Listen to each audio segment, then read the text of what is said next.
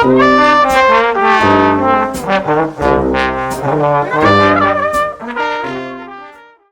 right, so get this. You're in like 1922 rural Bavaria. This farm state Hinterkaifeck seems all peaceful, but it's about to become like infamous for one of Germany's most baffling crimes. 6 people brutally murdered.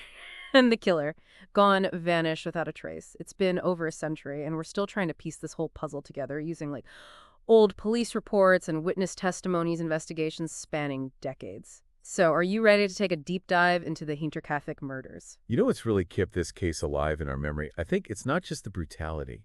It's the strangeness of it all. The eerie events before the murders, the suspects that almost seem too perfect, the lack of any clear motive. It's like a real-life horror story with no ending. Okay, so picture this. It's April 4th, 1922. The neighbors, they start noticing something's off. The Grubers, they're just gone. There's no sign of life at the farm. Days go by silence until finally someone decides to investigate. And what they find? Well, it's a scene straight out of a nightmare. It really is like a nightmare frozen in time. Inside the barn, they found 4 bodies. Andreas and Cecilia, the elderly couple who owned the farm, their daughter Victoria, and her 7-year-old daughter, also named Cecilia. Can you imagine the horror of finding them all clustered together, each killed by brutal blows from a mattock? A mattock? What is that, like a farming tool? Exactly, something you'd use every day on a farm like this. It makes the violence even more unsettling somehow. But wait, there's more. Inside the house, 2 more victims. 2-year-old Joseph, Victoria's son, and the maid Maria Baumgartner, each killed in the same brutal fashion. 6 people, a whole family wiped out, and no sign of the killer. It's like something out of Agatha Christie, but way, way darker. So what did the police do? Well, with a case this big with 6 victims, you could bet they went into overdrive. But right from the start, they were facing a mountain of obstacles. I mean, think about forensic science in 1922. There's no DNA analysis, no fancy databases. They were relying on fingerprints, witness statements, and good old-fashioned detective work. That must have been a nightmare for them, trying to untangle this web of relationships and potential motives. Absolutely, and it's not just the limited technology, it's the setting itself. Hinterkaifeck was isolated, a small community where everyone knew everyone else. It's the kind of place where secrets fester and rumors spread like wildfire. Okay, so let's get down to brass tacks. Who were the prime suspects? Well, there's a whole cast of characters. Let's start with Carl Gabriel, Victoria's husband.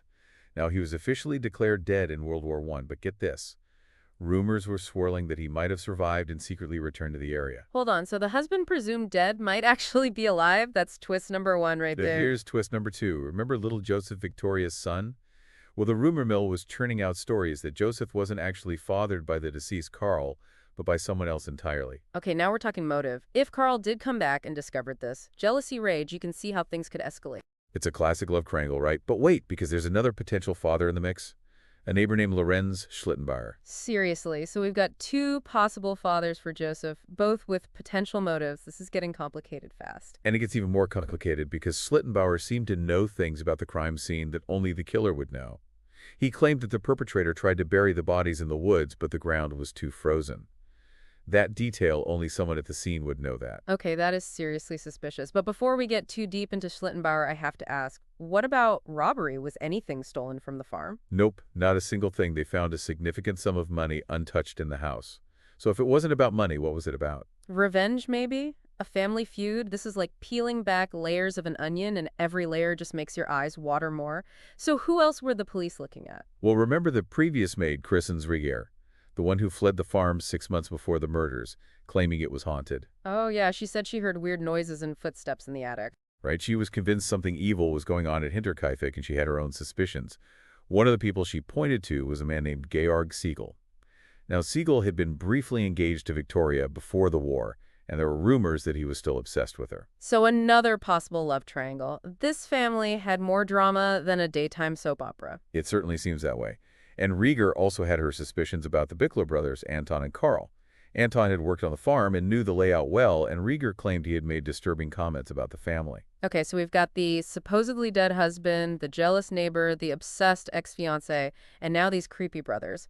It's starting to feel like everyone in the village had a motive. That's the problem with cases like this, especially in small communities. Everyone knows everyone else. Secrets get tangled up, and it becomes almost impossible to separate truth from rumor. Speaking of rumors, there was something about a mysterious newspaper, right? Oh, you're talking about the newspaper Andreas Gruber found on the property a few weeks before the murders.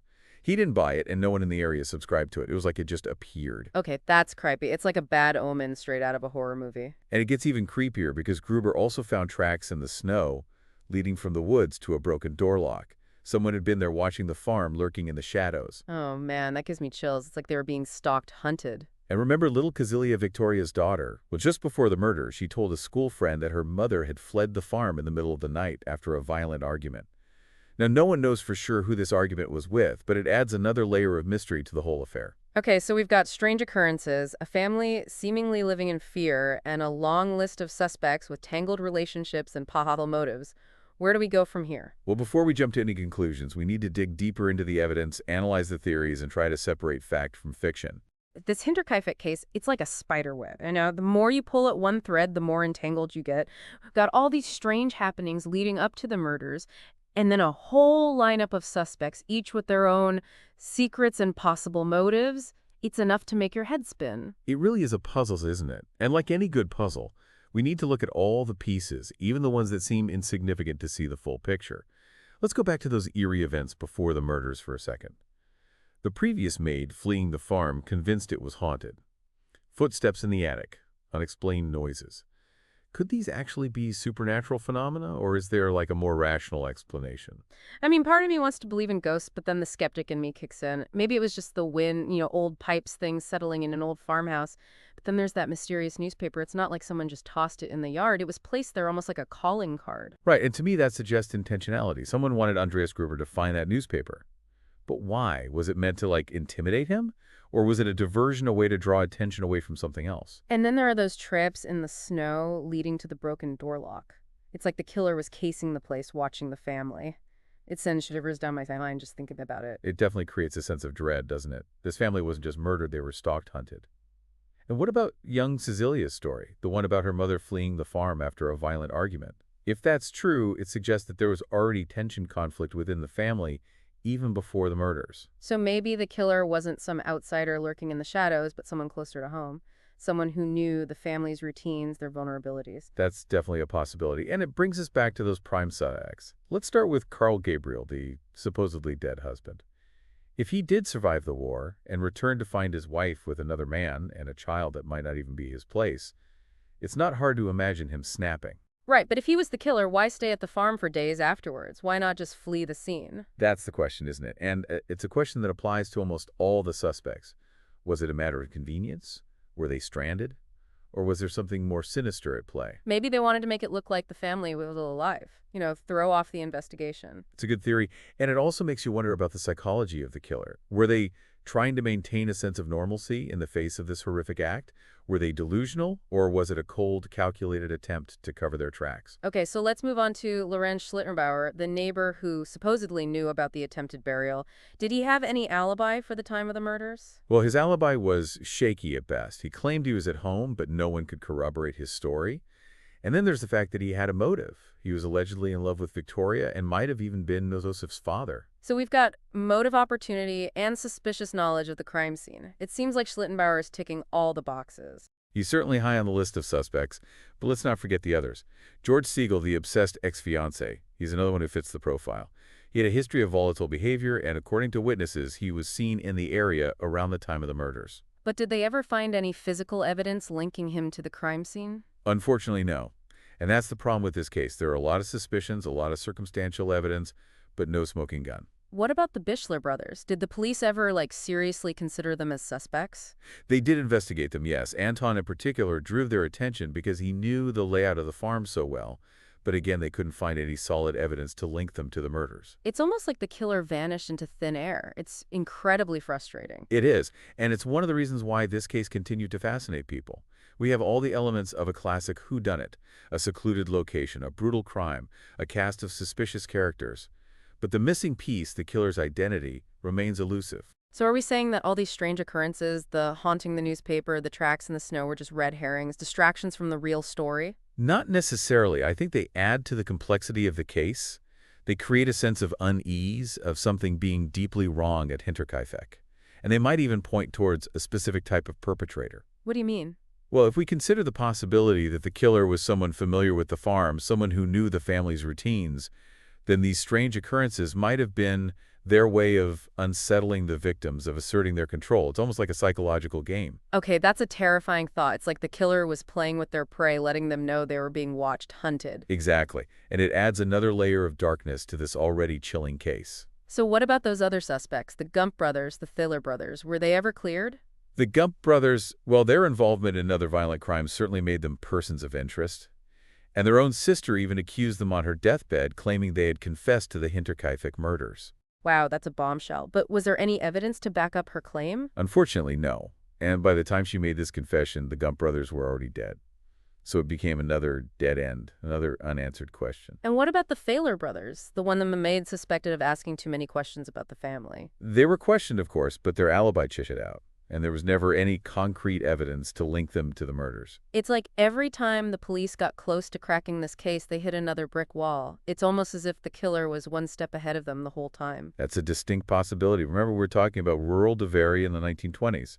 Communication was slow, travel was difficult, and forensic science was in its infancy. The killer had a lot of advantages. It makes you wonder if the case would even be solved today with all our modern technology. It's hard to say for sure, but I think the odds would be much higher.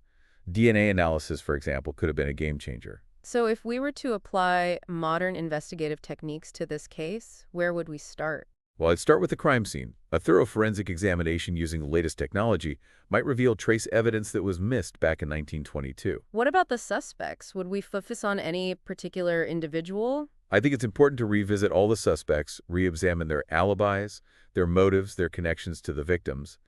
And I'd also be interested in exploring any possible links to other unsolved crimes from that era. You're thinking about serial killers. It's a possibility. The brutality of the murders, the way the victims were targeted, it does suggest a certain level of premeditation and perhaps even a pattern. So even though this case is over a century old, there's still hope that it might be solved someday. I believe there's always hope.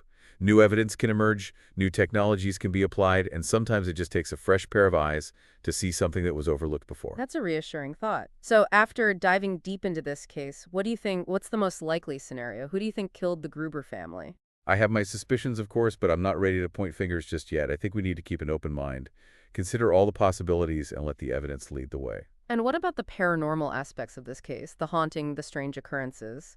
Do you think there's any truth to them? I think it's important to remember that human perception is a fickle thing. Fear, grief, trauma, they can all distort our senses, make us see and hear things that might not actually be there. So you're saying it's all in their heads? Not necessarily, but I think it's important to approach these claims with a healthy dose of skepticism. Extraordinary claims require extraordinary evidence. Well said. All right, listeners, we've explored the crime scene, dissected the evidence, and analyzed the suspects. But there's still one more piece of this puzzle we need to examine. You're talking about the theory put forward by author Bill James. Exactly. Let's delve into that now. This Hinterkaifeck case, man, it's a wild one, right? Brutal crime, a village full of suspects, a mystery that even the best detectives can't crack. We were just talking about a theory that kind of turns everything upside down. Yeah, Bill James, you know him.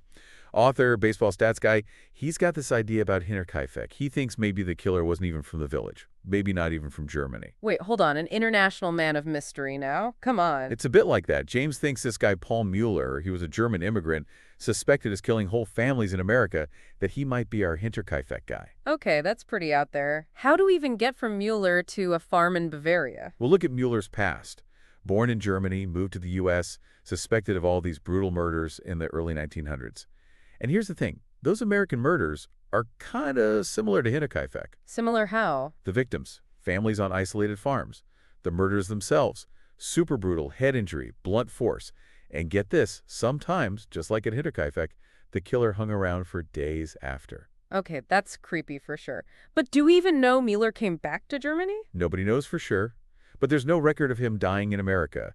And he kind of just disappeared around the time of Hinterkaifeck. Like, poof, gone. So James is saying Mueller ran from America to avoid getting caught and ended up in Bavaria killing again. Basically, yeah. It sounds wild, but there are these little details. One of Mueller's suspected murderers in America, they used a mattock. Same weapon as Hinterkaifeck. Whoa, that's a big coincidence. But even if Mueller was in Germany, why the Grubers? What connection did they have to him? As far as we know, none. But James says Mueller wasn't picking victims he knew personally. He seemed to like families in remote areas.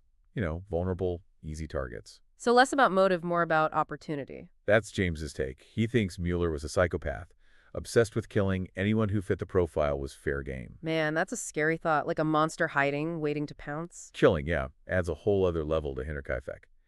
If James is right, then the killer wasn't a local. It was this outsider, a ghost, appearing and disappearing, leaving only death behind. What do you think? Is James onto something? Could Paul Mueller really be the Hinterkaifeck killer? It's possible, no real proof, but nothing to say it's impossible either. It's a good theory, keeps us thinking, keeps us searching. We've gone deep on this case, met the suspects, looked at the evidence, thought about all the theories, but one question hangs over everything.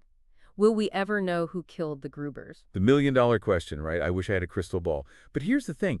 Hinterkaifeck, it grabs our attention. Reminds us that even in the quietest places, bad things happen.